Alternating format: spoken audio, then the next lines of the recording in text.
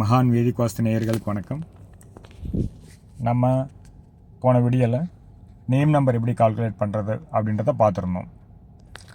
இப்போ நான் name number calculate பண்ணுறப்போ உங்களுக்கு ஒரு எக்ஸாம்பிள் கூட கொடுத்துருந்தேன்.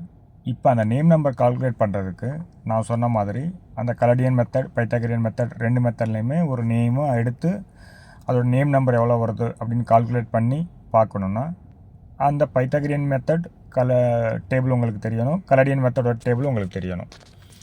இப்போ அதுக்காக நான் உங்களுக்கு இந்த கலடியன் மெத்தட் டேபிளை உங்களுக்கு இங்கே கொடுத்துருக்குறேன். இதில் பார்த்தீங்கன்னா உங்களுக்கு தெரியும் 1லேருந்து 8 வரைக்கும் நம்பர் இருக்குது இந்த பக்கம். அதுக்கு நேர் ஆப்போசிட்டில் நமக்கு லெட்டர்ஸ் கொடுத்துருக்கோம், அதாவது ஆங்கில எழுத்துக்கள் இருக்குது.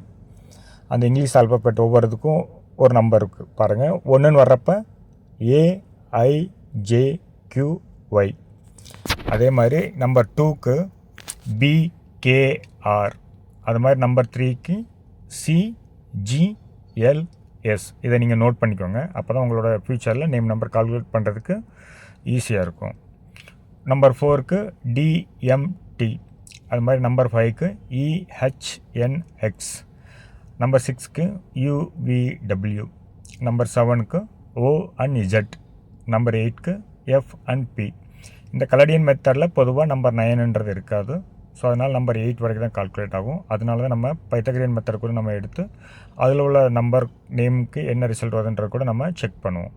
ஸோ இதுதான் இந்த இதில் மெத்தடு. அடுத்த வீடியோவில் பைத்தாகரியன் டேபிளில் எப்படி கால்குலேட் பண்ணுறோன்னு சொல்கிறேன்.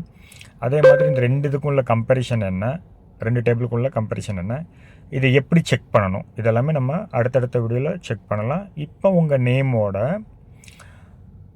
லெட்டர்ஸ் இதெல்லாம் இருக்கும், அதுக்கு நம்பர்ஸ் போட்டு அந்த மொத்தத்தையும் கூட்டி சிங்கிள் டிஜிட் ஆகி உங்கள் நேம் நம்பர் என்ன வருது அப்படின்றத நம்ம கமெண்ட் பாக்ஸில் கமெண்ட் பண்ணுங்கள். நான் செக் பண்ணுறேன். நன்றி.